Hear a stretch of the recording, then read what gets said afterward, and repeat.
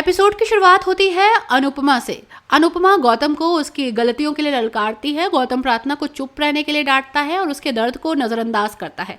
इस पर अनुपमा प्रार्थना को समझाती है कि एक औरत को अन्याय के सामने झुकना नहीं चाहिए, बल्कि अपने हक के लिए आवाज उठानी चाहिए। गौतम इस पर नाराज होकर अनुपमा पर प्रार्थना का ब्रेन वॉश करने का आरोप लगाता है, लेकिन अनुपमा हार मानने की बजाय उसे चुनौती देती है कि वो प्रार्थना के सालों के दर्द को याद करे। गौतम इसे नकारते हुए कहता है कि अनुपमा उसकी बेटी की शादी में दखल देने की कोशिश कर रही है। इस पर अनुपमा दो टूक जवाब देती है कि शादी से बढ़कर प्रार्थना की गरिमा है। परिवार अनुपमा को ढूंढता रहता है और वो गौतम को सीधे विवाह स्थल पर ले आती है। पराग उसकी इस हरकत से नाराज होता है और जवाब मांगता है। तभी सबके सामने अनुपमा गौतम के काले कारनामों का पर्दाफाश करती है। वो बताती है कि न केवल प्रार्थना बल्कि राही भी उसके दुर्व्यवहार का शिकार रही। प्रेम गुस्से में गौतम का सामना करता है और पुलिस बुलाने पर अड़ जाता है। भले ही अनिल और राजा उसे समझाने की कोशिश करते हैं। अनुपमा समाज के उन लोगों पर सवाल उठाती है जो अमीर परिवारों की बेटियों को चुप्पी साधने के लिए मजबूर कर देती है।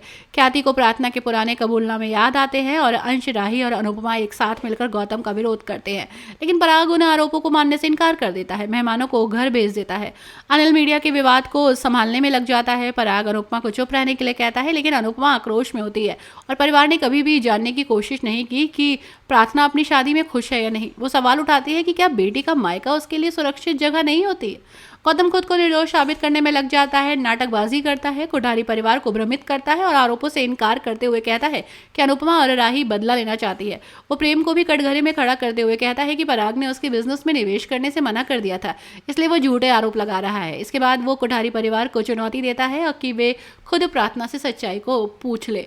भारी दबाव के चलते प्रार्थना घबरा जाती है और झूठ बोल देती है। राही और बाकी लोग उसे सच कहने के लिए प्रेरित करते हैं, लेकिन वो बहुत ज्यादा डरी हुई है।